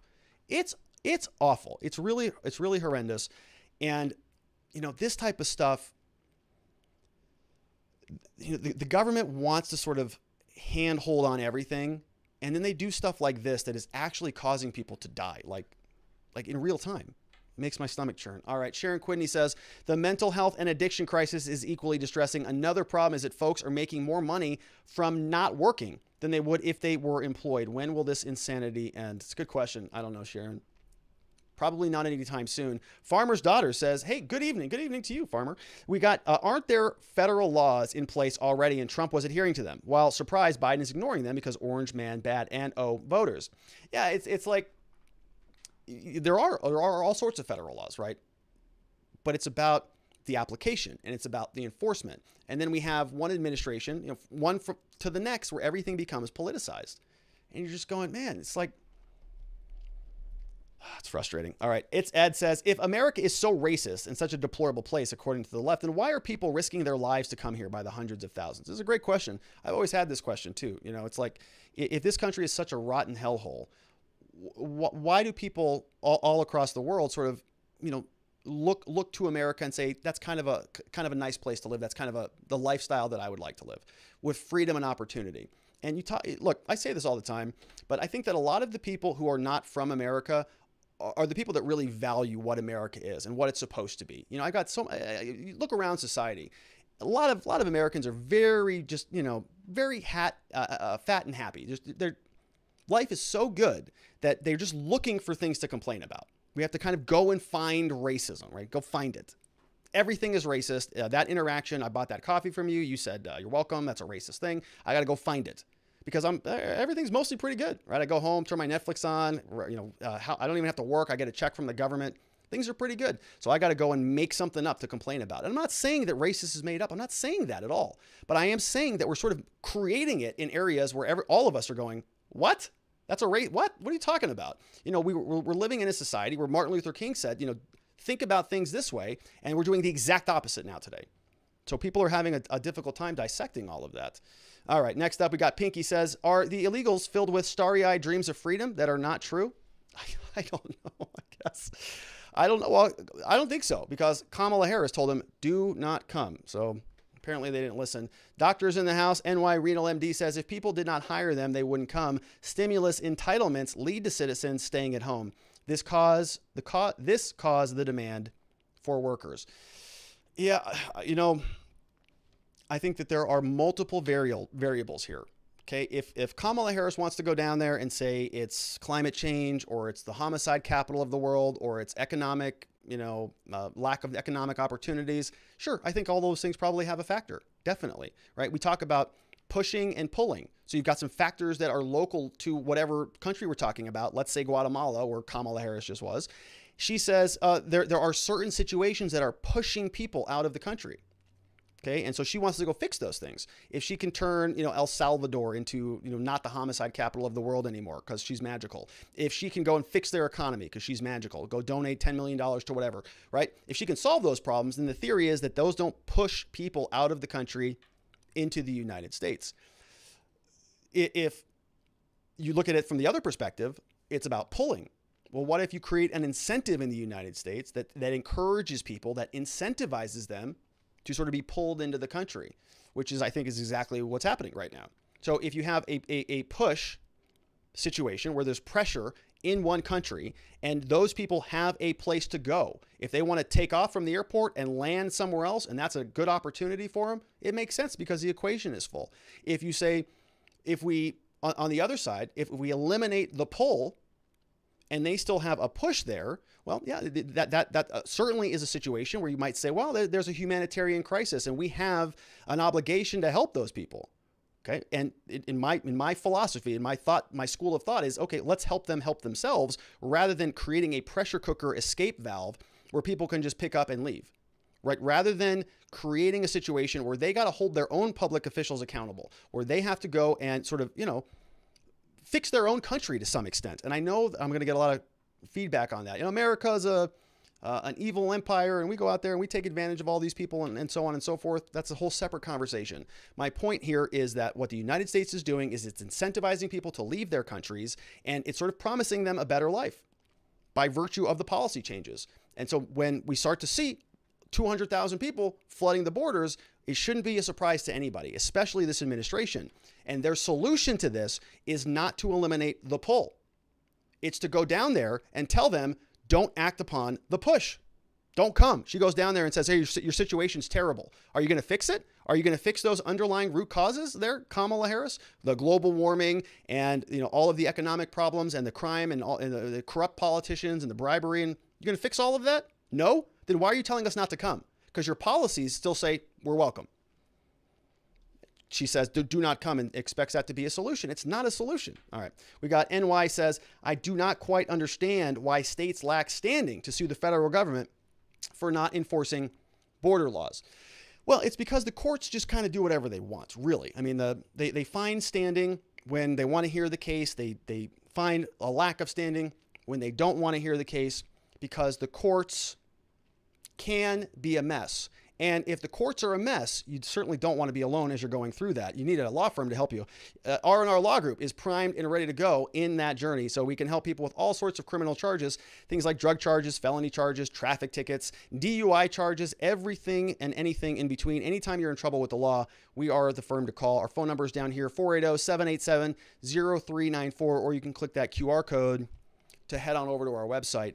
And if you don't need excellent legal representation in the state of Arizona, you might need some education about other things like law enforcement interaction training. So, for example, here is a free, this is not free. This is free, by the way, if you are a Locals subscriber. So we have promo codes for law enforcement interaction training and, in fact, existence systems. If you don't want to join our community, I get that, no problem. Follow me over here, gumroad.com/Robert Gruler, or you can just purchase independently any one of these programs. If you're a lawyer, check out the Legal Mastermind. We've got a call coming up soon there as well. Appreciate all the love and support there. So thank you for that. Okay, we're going to change gears a little bit. We've got some case updates that we've got to get to.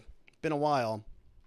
Michael Avenatti. Remember him? He was somebody that was supposed to sort of clean Donald Trump's clock many times over. Somebody who was being rumored to run for president. He was sort of in the spotlight, the limelight for the media establishment for a very long time, until he got busted trying to extort Nike out of a lot of money. Kind of not that great of a guy, Michael Avenatti, but it's been some time since we heard from this fella. So you probably need a little bit of a refresher about just how much kind of sycophancy we saw the last time this guy was in the news.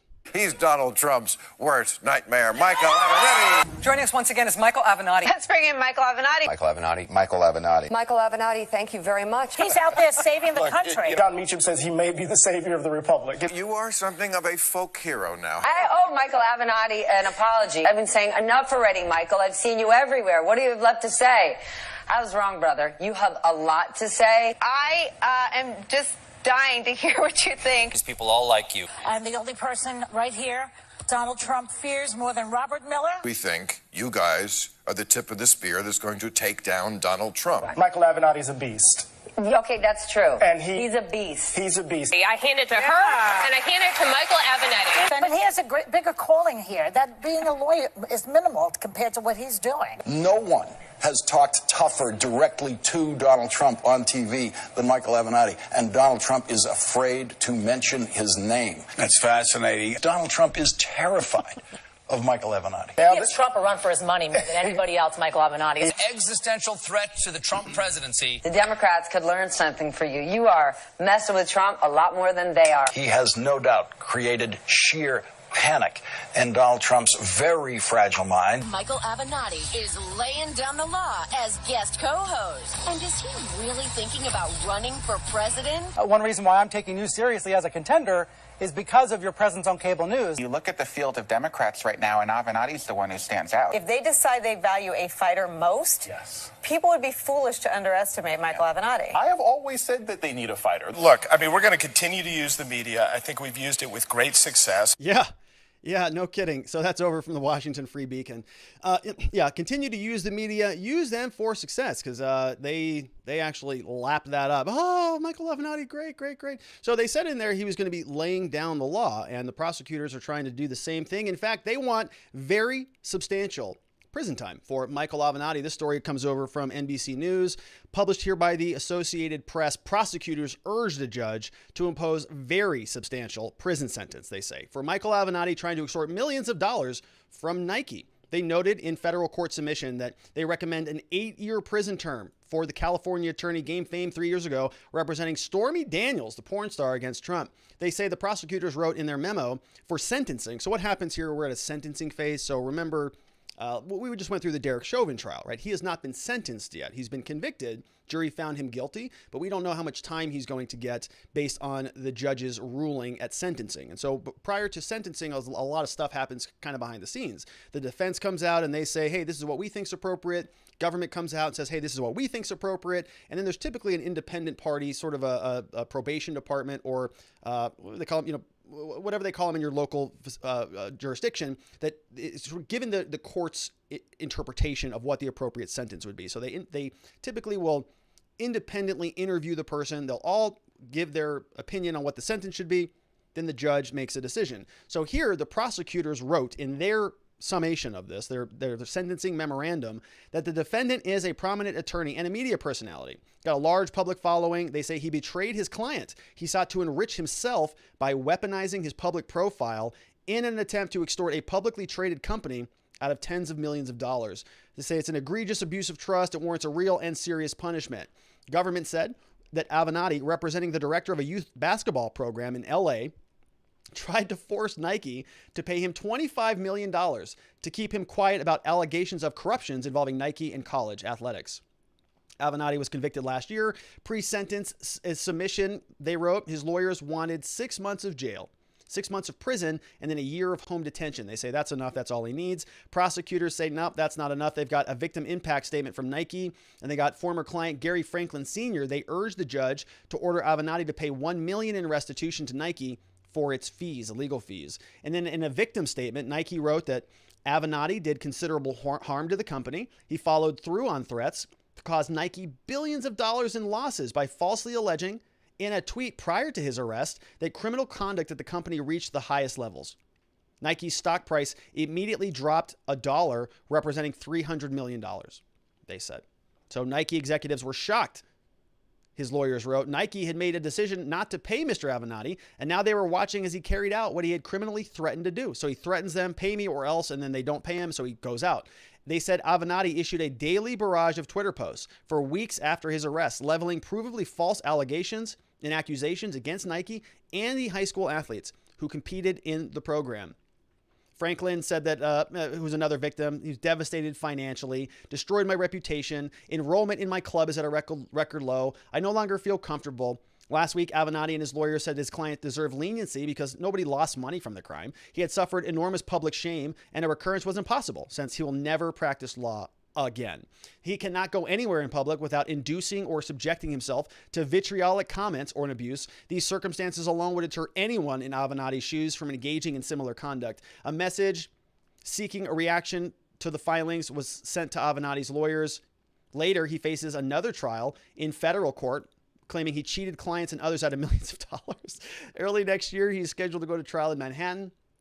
He's against Stormy Daniels, saying that he took hundreds of thousands of dollars from her over a book deal. So pleading not guilty to all charges. So this guy has got a lot of pending litigation going on.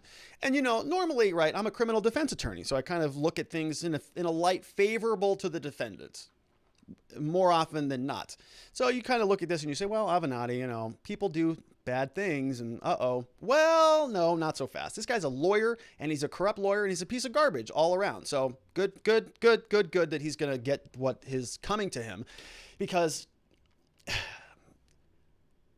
we got to call out the people in our ranks who are doing bad things. Same standard I asked the law enforcement community to provide to themselves. Call out the bad people, get him out of there. This guy's license. He's going to lose his license. He's going to go to jail. He's going to go to prison because he tried to defraud clients. I get tired of other lawyers. Lawyers have a bad reputation. because of guys like this. I'm not happy about that. I want lawyers to have a good reputation because the lawyers that I work with are very interested in helping people improve their lives. This guy was just a leech and a scummy loser. So he's going to get what's coming to him. I got no love lost on that one. All right. Next up, another case that we covered heavily here. Remember these people? The McCloskeys. Remember them? We talked about this story a lot. So these two guys, guy and gal, came out in front of their mansion. And this was back during their, I forget, St. Louis. No, where was this? I can't remember where this was. Yeah, St. Louis. It's in the next slide. So in St. Louis, there was a protest taking place during the summer of unrest last year. We talked about this case. We went through pictures. We took a look at the actual gate that was broken in, right? We did an analysis. Was that trespassing? You know, did they have a right to go out there and get their guns? Turns out that one of the guns wasn't even fireable. It was sort of a prop that was used in a different trial. And so the whole thing looked like, you know, these two people were out here to kind of make a show of the thing, make a spectacle of the thing. Now, if you recall, if you rewind the context back here, this was not a very peaceful couple months throughout America.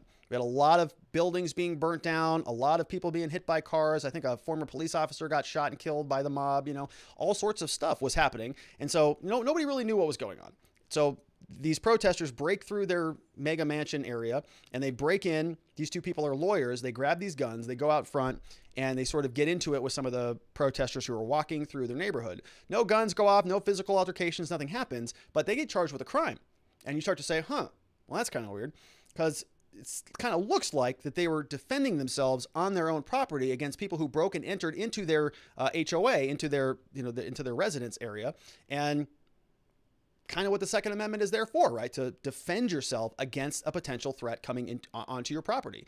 And so kind of, some people are saying, well, it kind of worked out exactly the way that you might think it should, that you have a violent group that is breaking into an area that they don't have lawful access to. They actually broke a gate. We showed the picture of that.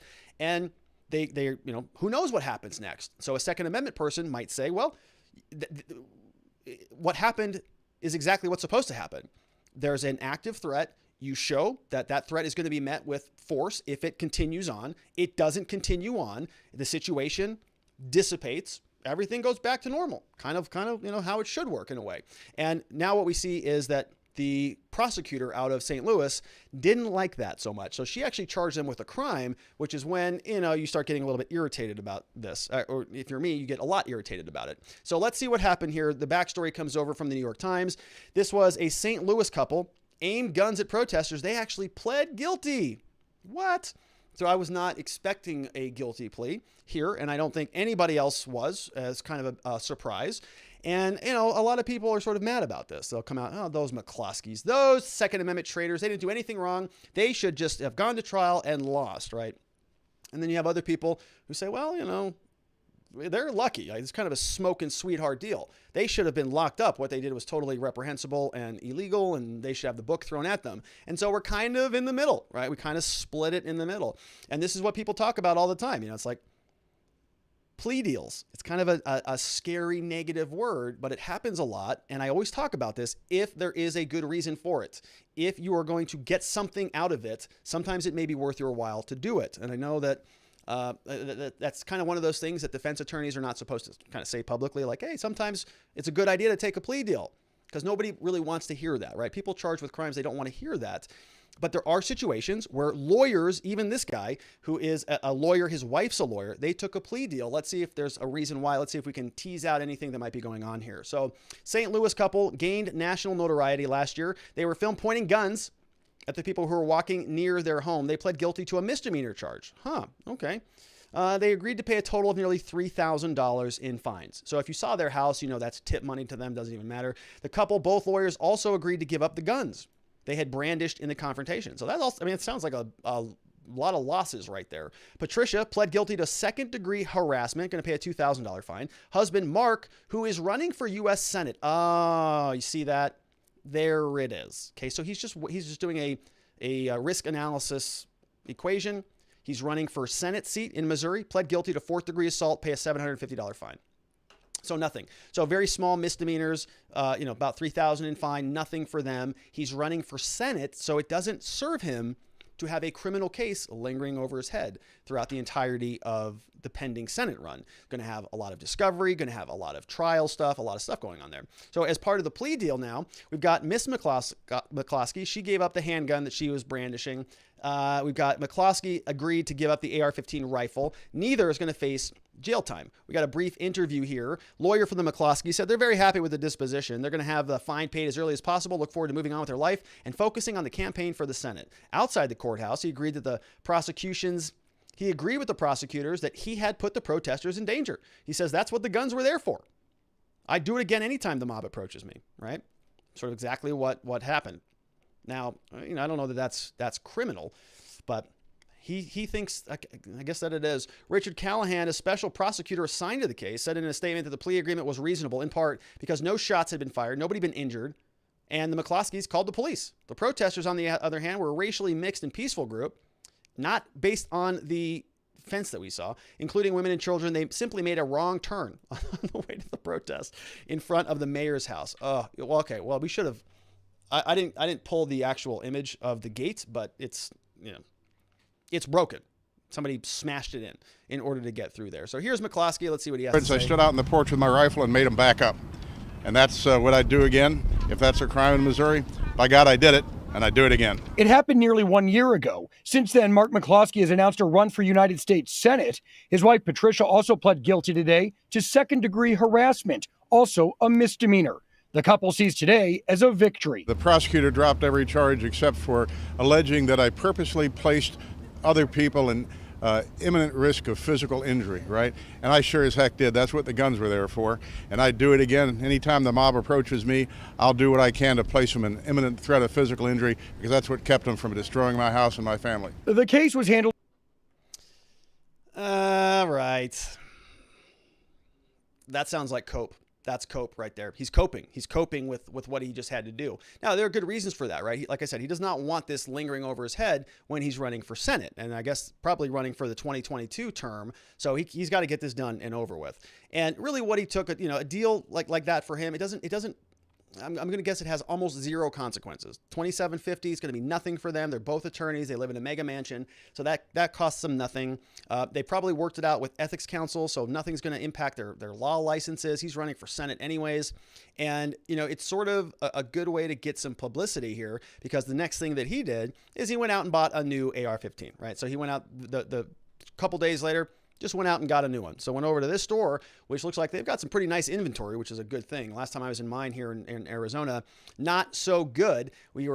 Shelves were looking a little bit emptier, but that was last summer. So he's got a new one. So that's good. There's Patricia McCloskey there. So they're just sort of rearming back up and they're moving on. Now, look, as a defense lawyer, I'm not real happy with this, candidly. I don't like his explanation. If you are properly exercising self-defense and standing your ground, I don't know what the laws are in St. Louis or in Missouri, but if it's a legitimate case of self-defense and he was allowed to do that, it's like, why'd you plead guilty to something that you didn't do, brother? You called the police, you were standing on your property. They were the people who were trespassing, and I'm not so sure that I would have encouraged a plea deal on that. Now, you've got a lot of other factors that take place here, right? Where you've got his Senate campaign, you don't know what the prosecutor was offering.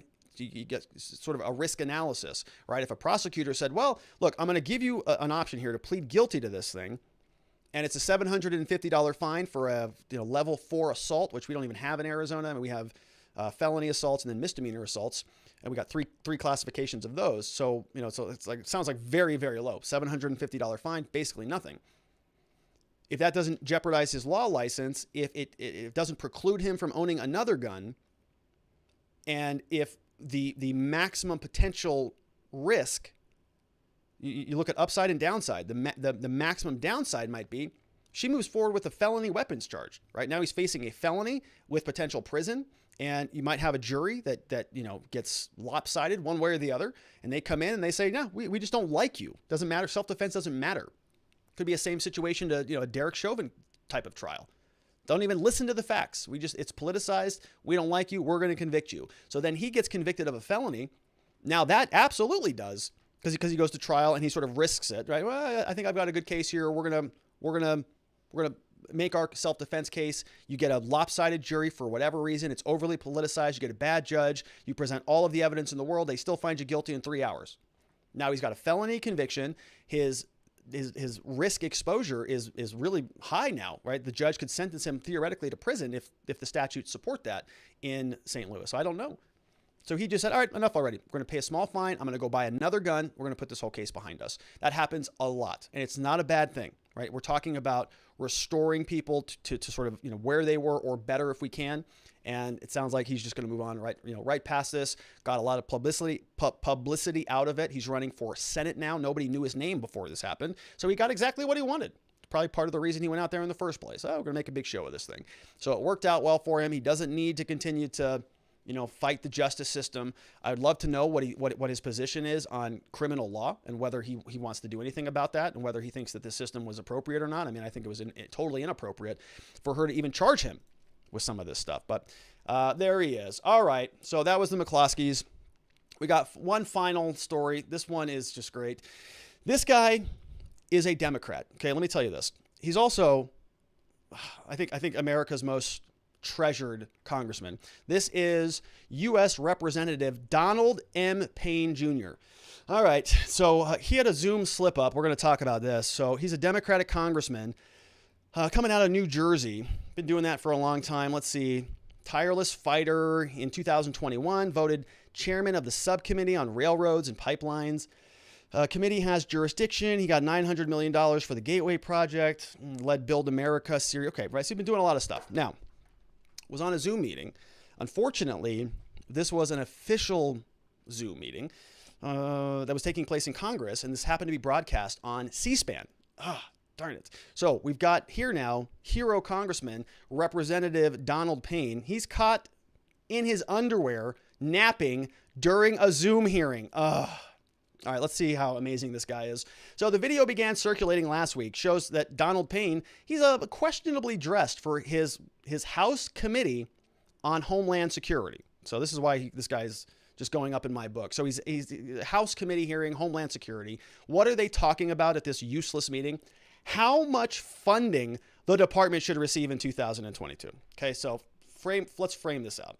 This guy's at a useless Homeland Security meeting. And what are they talking about? Money. How much more money are we going to get in 2022? So the hearing aired on C-SPAN Thursday morning. So then Payne, we're going to see, he's waking up from a nap. He gets off his bed and his kind of belly's just hanging out.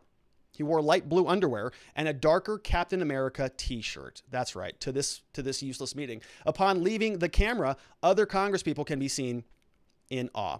All right, let's take a look at this video and see what's going on here. So this is the congressman. This is what Congressman Beth Van Dunn posted over here. Another reason Democrats should get off Zoom and back to work. So I totally disagree with that. I think that this was the appropriate way to handle a useless meeting like this. Let's take a watch.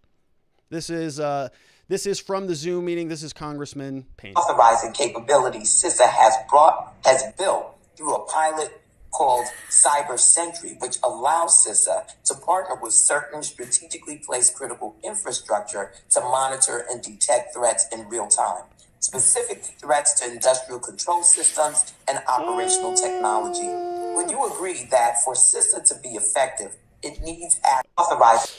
Oh my goodness! So you get let's one more time on that. Let's see this again. So let's do that one more time. So here he is. Authorizing capabilities now CISA has built through a pilot called Cyber Sentry, which allows CISA to partner with certain strategically placed critical infrastructure to monitor and detect threats in real time, specific threats to industrial control systems and operational technology. Would you agree that for CISA to be effective, it needs authorized? Oh, no. All right. So there it is, folks. There it is. You can see it in all of its glory. Now, a quick post here. A lot of these congresspeople, they actually sleep in their offices. So, this presumably is his congressional office. He's got all of his stuff hanging up there. And so he just woke up and just said, all right, this useless meeting, I'm just going to take a nap. Somebody call me when you're ready. All right. Look, the bill's already bloated. The bill's already, look, this bill is bloated. I'm going to show you what I think about this bill. It's bloated. I don't like all the pork in this bill. And quite frankly, I think we need to trim the fat off this Homeland Security spending bill. And so he just put his money where his mouth is. This is what I think about you people.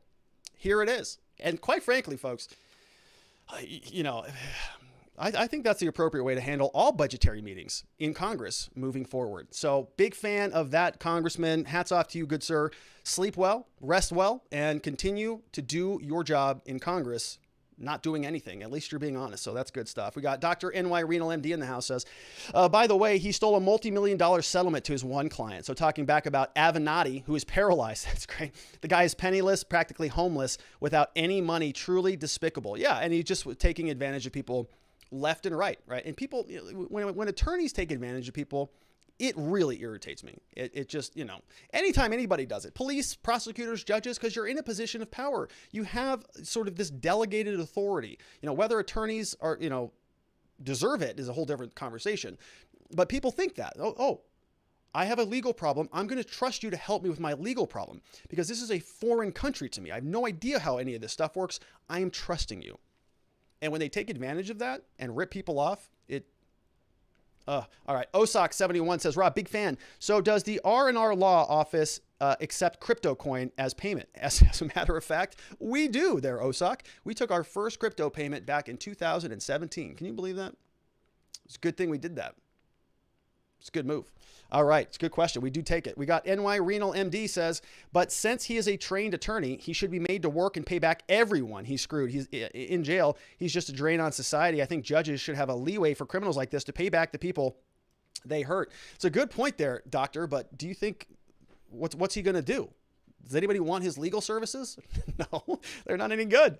So we don't want his public commentary. We don't. Hey, maybe the Democrats will accept him and he can just run for presidency the next time. They were all very excited about that. Maybe that's how he can pay them back. He can go and be a consultant on Brian Stelter's show. All right. Soledad Viking says, and still, I am nearly positive that the California bar has not permanently disbarred him. Disgusting. Is that real? Are you serious? Is that accurate? I'm licensed in California. I have a bar number there. Don't take cases there, but I got a license there because I was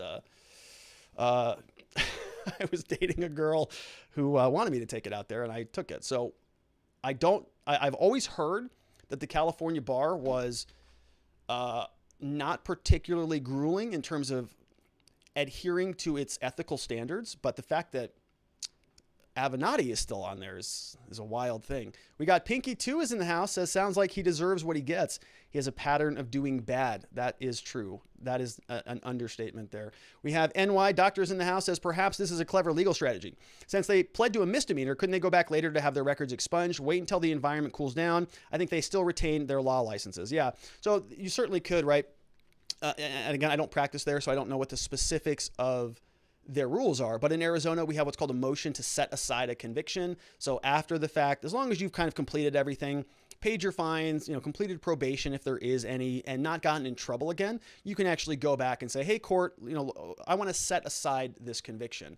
And for other types of offenses like marijuana offenses, we now have expungements that we can do because Prop 207 just passed. So if you need legal services in Arizona, for any one of those two, we can certainly help with that.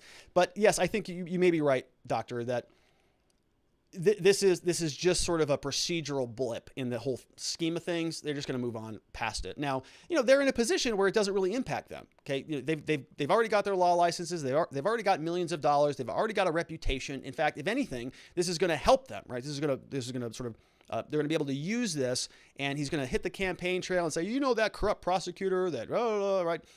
It's going to serve them, in other words. For most people, that's not the case. So most people, they don't want to go that route where they plead guilty and then expunge it. But sometimes it is a very valid strategy. People ask that, hey, I don't want to actually fight this thing. What can I do? I'm going to apply, I'm going to be a nurse 7 years from now. I'm going to be a pilot, when I graduate college and I go finish the Air Force and I do this. Okay, sure. Yeah, we can plan that down the road. So we'll just now sort of execute a quick closure, and then we'll just set it up for a plea deal, for a plea deal at a reduced charge, that will then set aside or expunge later down the road. And when you do that, you can have a pretty good strategy. Also, you can say, listen, prosecutor, look, we're accepting responsibility for this. Okay, judge, we're not going to fight this. We know we screwed up. And here's the strategy. We're going to do this and do this and do this in exchange for a reduction in the plea. We take the plea, get a low sentence, and when we come back a year later and file the expungement or file the motion to set aside, now what can you say? You can say, hey, judge, look, I didn't fight it at all. I accepted responsibility from day one. Therefore, you should give me a little bit more oomph when you consider my motion, right? And that is typically a factor in many of these states that personal responsibility or acceptance of that responsibility will go some way. It's called a mitigating factor. And so you can kind of use that to your advantage if you think that through down the line. That's a good question. All right. Want to Know says, the best part about silent running, they didn't show her waving her gun around. Sorry, but her gun control is horrible. You still can't point a gun at someone. I would have sentenced her to 500 hours of gun training, pled guilty, because even if millionaire lawyers are expensive in prison time, bad. Yeah, it was. So that was the tell, right? That these people don't handle guns often, is they didn't look like they knew what they were doing at all. She's kind of doing one of these, like, I'm going to like pew you, she's holding it kind of like a limp wrist, just flying it around, this gun all over the place. And he's kind of doing the same thing with the AR. You're like, okay, they don't have much time. Turns out that handgun didn't even work, apparently. The firing pin had been removed because it was a prop. And when the corrupt prosecutor took that gun, she actually reassembled the firing pin to make it fireable, allegedly, from the documents that we saw, and then sort of undid it. So the gun, my understanding, was not even functional when she was waving it around, and it looked like that. All right. We got 3 girlies say, I'm not happy with them pleading guilty, but he is running for Senate, and I really think that is the reason they took the deal. Yeah, I would almost guarantee it, just to get it out of the way. If you're in the middle of an election campaign, you'd rather have them say, yeah, but that was like a low-level plea deal out of something that happened last year, okay, like right now, because the campaign's going to be heating up 1 year from now. So let's say that he had this criminal case still open and lingering around. Everybody's going to be asking about that. He's going to have questions and on and on and on. So he just took it, closed it, got rid of it. We got Norovirus says they should sue the state and the DA for retaliatory prosecution. Fortunately, it's not going to go anywhere. Yeah. I mentioned to you a similar case of Julianne Westenberg with husband. Because she was not an attorney, she did not get pardoned. She is still fighting this in Michigan. Julianne Westenberg with her husband.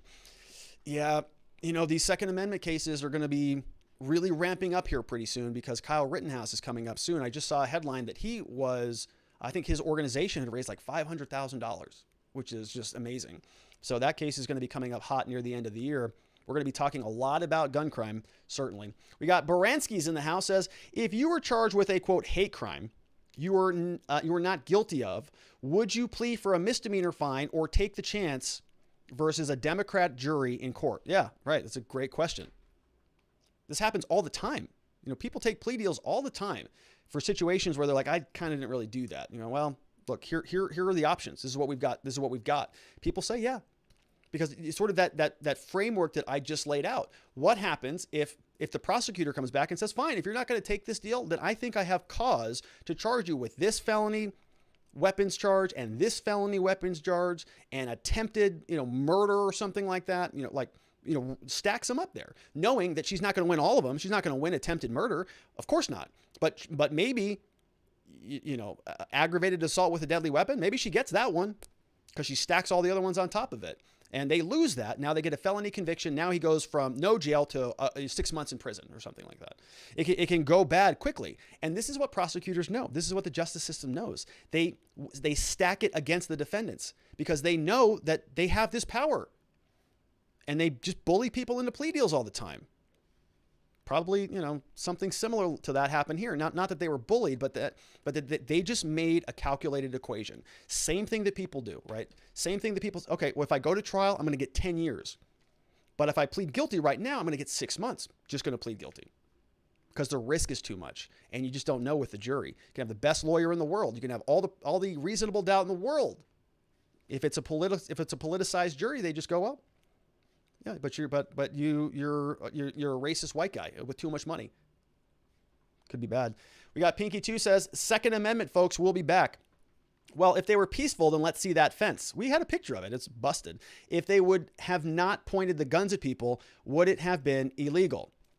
Yeah, probably. So a lot of these statutes are sort of called brandishing, right? So it doesn't necessarily mean like pointing, but it's like brandishing a gun. You know, if you're sort of, showing it or waving it around, sometimes the statutes can be broad enough to encompass that. And it may be best to keep the guns inside to use if they are broken into. Yeah, so I think that there are like other ways that they could have handled it, right? Rather than going outside, they could have stayed in, behind like sort of a fence or something, or stood at the windows or whatever. But honestly, I think that they would have been charged either way. The prosecutor, this was more or less a political prosecution than anything, I think. We've got Joe Snow says, this is why I will never call the police again, unless there's a dead body, in which case I'll make sure to call my lawyer first. That's a good, make sure you got a lawyer. Yeah. So we talked a little bit about that on our law enforcement interaction training about, who should you call first? Kind of a tricky question there, isn't it? But it's a good point. And I get this response from a lot of people out there. They say, they come into our office, they say, hey, I just called the cops because he was acting crazy and I wanted them to come calm him down a little bit. So I just called the police. Police show up. Guess what? He's got a cracked head. The house is ransacked. Kids are traumatized. Wife got taken down to the station. SWAT team came, whatever, right? Now they got criminal charges. They got the whole thing, the whole stinking family is destroyed. All because mom wanted to call the police because husband had a little too much to drink. Okay. Mom comes in and says, I will never call the police again. And I'm going to tell all my friends, never call them again because of what happened. And those stories don't make the news, but those stories happen every day. And I've had dozens of people over the years tell me that. I will never call them again. I thought that they were there to help. Didn't go down that way for me. And again, I'm not saying that all cops are like that, but I am saying that the cops have a job to do. And the idea that we have in society that the cops are like, always these like, they show up with a puppy and they help you every time they come to your house. That's not reality. They're there looking for a criminal. They're there suspecting that there's criminal activity taking place. They're there concerned that you're going to kill them. And so they've got to be on high alert all the time.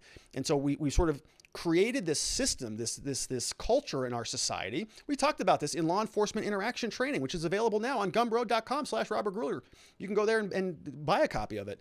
But it says specifically in there's a video of a police officer who's telling young kids, giving them all this advice about what to do if you're pulled over by the police. And at the very end, he says something which is absolutely wrong. He says, if you know why you were pulled over, just tell the cop that. Wrong answer. Not supposed to do that. But why are our cops telling kids that, right? It's because it's sort of this classical conditioning that's happening where we sort of think that law enforcement and government and anybody out there who's a part of this big bureaucracy, they're there to help us. The politicians, they care about us. They care about you. And so do the police and so do the firefighters and all of these people. And there are a lot of good people in these industries. I'm not saying that they're bad or that they're inherently evil, but bureaucracies have a lot of problems, and they cover up a lot of those problems by sweeping them under the rug. And then suddenly they get a little bit toxic and they start to sort of gobble up any criticisms, and it becomes something where you almost cannot push back on these major conglomerates within our government, with the police, with, look what's happening with the FBI, look what's happening with all of our major institutions of power. Very little trust in any of them because they all continuously fail.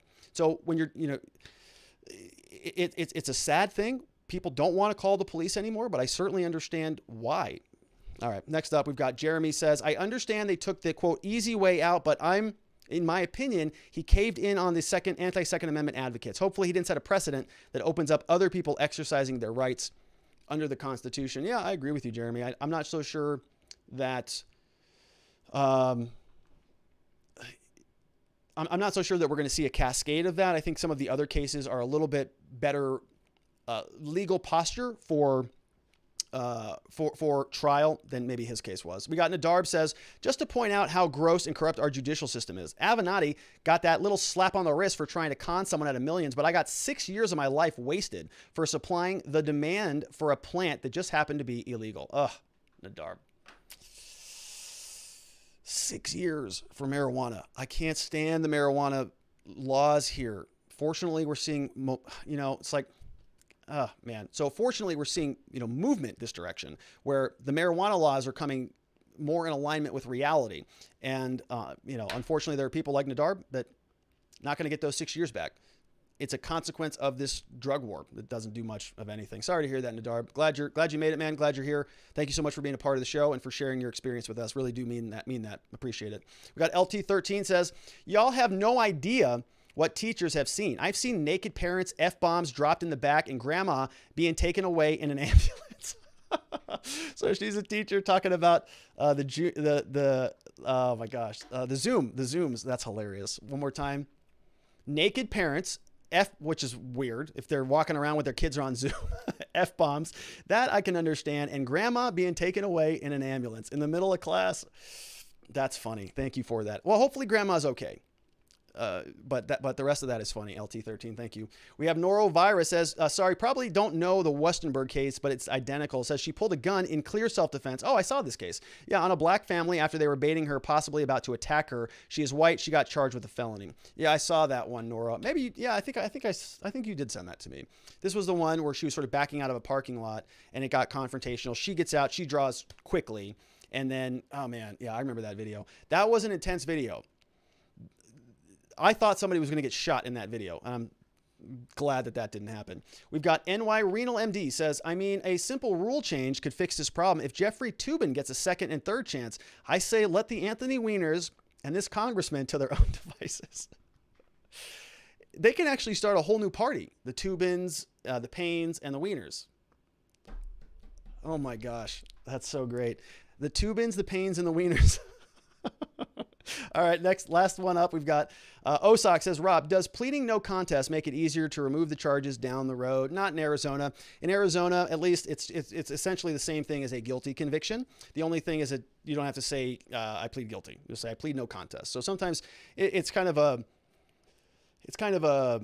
way. It's a pressure relief valve. You know, sometimes people say, well, I didn't really do it, but I kind of want to take that deal, but I have I don't want to stand up there and say that. So we just plead no contest, that we're not going to contest anything. And it kind of goes away. But practically speaking, it doesn't go away. It goes forward. And then practically speaking, it is the same thing as a conviction. It's going to go on your criminal record, going to go on your motor vehicle department driver history and all that stuff. So, you know, he could have done that, I suppose, but he just went the full route. So great questions on that one. And I want to thank all of you who signed up to participate in the show over at watchingthewatchers.locals.com. We've got Dolly Pardon Me is in the house. So Dolly Pardon Me. Remember that when Trump was roasting Hillary and he said that Hillary bumped into him and said that she's going to say, pardon me. And then Hillary was like, that was pretty good. You got me there, Donald. We got Rational Gaze is in the house. Love that, Rational Gaze. We got Swell Thinking is here. Love that, too. We got RMJNKSK. RMJK. I can't connect anything there. We got TGR Ghostwriters in the house. And welcome to DK Poor. Welcome to all of you. Thank you so much for being here. 21 Gun Salute is also in the house. RMJNKSKS. We got Dolly Pardon Me, Swell Thinking, and Rational Gaze 216 all signed up over the weekend over at watchingthewatchers.locals.com. This is the place to be, my friends. Great questions came in from all of you up there on the board. You know who you are. And if you have not signed up over at Locals yet, you can do so. You can get a free copy of my book. It's down there in the bottom left called Beginning to Winning. It is a free download. You can get over at watchingthewatchers.locals.com. Along with the slides we went through today, some impeachment party documents, my existence systems personal productivity tool. We share links throughout the day. A lot of great people over at Locals. So it's at watchingthewatchers.locals.com. We also have a monthly meetup coming up this Saturday, June 26th, 7 Eastern time. And it's going to be 1 hour. And it's going to be a lot of fun. We already did one previously, and there was some good stuff. I'm looking for, feedback, questions, insights, thoughts on the show, directions, new cases I haven't heard about. Kind of just want to hear from you. And if you want to come in and be a part of that, we'll do that. We can have cameras on or cameras off, totally up to you. And we're going to do 1 hour, just kind of say hello and get some FaceTime back to back. We used to do this on Clubhouse a little bit more, but on Zoom, we can kind of see each other. We had some fun when we did this last time, and we just did law enforcement interaction training where we got to see everybody, and it was a lot of fun. If you missed that, you can still download a copy. It's available for purchase down here at Law Enforcement Interaction Training. This is at my Gum Road, so it's $19 if you want that. Existence Systems is available. If you're a lawyer, check out this offering, because this is we're having a good time over here talking law firm practice. So it's all available at gumroad.com/Robert Gruler. Take your camera, take a screenshot or take a picture of that QR code, and it will take you there as well.